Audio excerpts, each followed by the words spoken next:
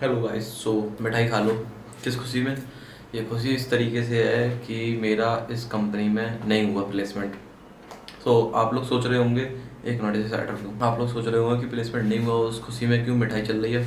Guys, ये इसलिए है क्योंकि वो थी स्टार्टअप और मैंने उसके अंदर कंसल्ट भर चुका था।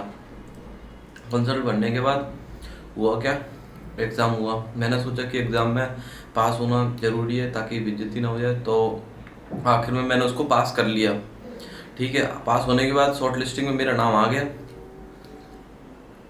अब आपको पता, नाम आने का सीधे इंटरव्यू होता है। होना चाहिए था कॉलेज में, मगर हुआ क्या, वो था दिल्ली में। और कंपनी का नाम मैं रिवील कर देता हूँ, इंडोविंग्स कंपनी थी, इंडोविंग्स थी। मेरा नाम आया, मुझे जाना नहीं था।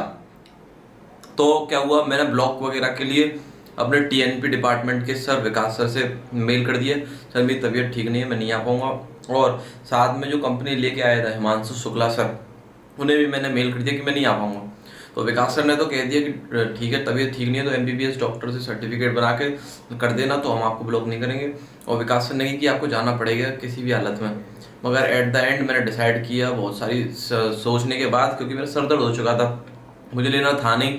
मैं वहाँ पे जाता और फिर रिजेक्ट होता, फालतू का टाइम वेस्ट था और पैसे वेस्ट थे, तो मैं नहीं गया। अब देखते हैं क्या होता है मेरे साथ, वो तो मैं बाद में बता दूंगा ब्लॉक होता हूँ कि नहीं होता हूँ, क्योंकि मुझे डेडलाइन दी गई है सैटरडे तक। मुझे सर्टिफिकेट, मेडिकल सर्टिफिकेट अपलोड करना है विद द डॉक्टर्स प्रिस्क्रिप्शन द्वारा, मुझे वो सबमिट करना है। ठीक है, हो जाएगा। और ठीक है, ये तो बात रही आज की। तो अब हम बात कर लेते हैं अब तक की अपनी प्लेसमेंट ड्राइव से रिलेटेड। गाइस, मैं अब तक मतलब कुछ कंपनियों में बैठ चुका हूँ, जैसे कि अगवा हेल्थ केयर और एनटीएफ एंड सॉफ्टक्लूज एंड ये इंडोविंग्स। इनके अंदर मेरा टेस्ट क्लियर हो जाता है। बट क्या होता है, इंटरव्यू में नाम आ जाता है, मगर क्या होता है मैं लेता नहीं उन कंपनीज में। क्यों? क्योंकि मैं सिर्फ एक्सपीरियंस के लिए बैठ रहा हूँ कि किस तरीके से टेस्ट बनता है, किस तरीके से इंटरव्यू शेड्यूल होता है, इंटरव्यू में क्या तरीके के क्वेश्चन पूछे जाते हैं। एक तो होता है हम क्वेश्चंस को पढ़ लें, उससे हमें नॉलेज मिलती है। होता है रियल लाइफ में हम उतर के फेस करें तो उससे एक प्रॉब्लम हमें पता चलती है। तो आपको पता है कि इन दोनों क्राइटेरिया में से क्या सबसे बेस्ट है, कि अपने डायरेक्ट उतरना उसमें इंटरव्यू में और क्वेश्चंस को डील करना। तो मैंने ऐसा किया और मेरे को एक्सपीरियंस बहुत हो चुका है इस तरीके से। अब मैंने स्टॉप कर दिया है कंपनीज में बैठना। क्यों?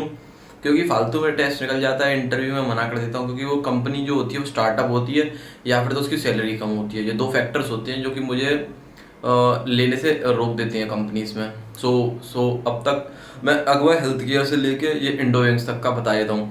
अगवा हेल्थ केयर में मेरा शॉर्ट लिस्टिंग हुई, मैंने टेस्ट बेकार किया था, मगर फिर भी शॉर्ट लिस्ट होने के बाद इंटरव्यू में नाम आया। इंटरव्यू मुझे बिगाड़ना पड़ा, उनसे कहना पड़ा कि मुझे आगे फर्दर स्टडीज़ करनी है, तो उसके लिए भी मुझे प्लेसमेंट नहीं चाहिए। ठीक है, उन्होंने जो किया सो किया। फिर आया यूनोविंडा।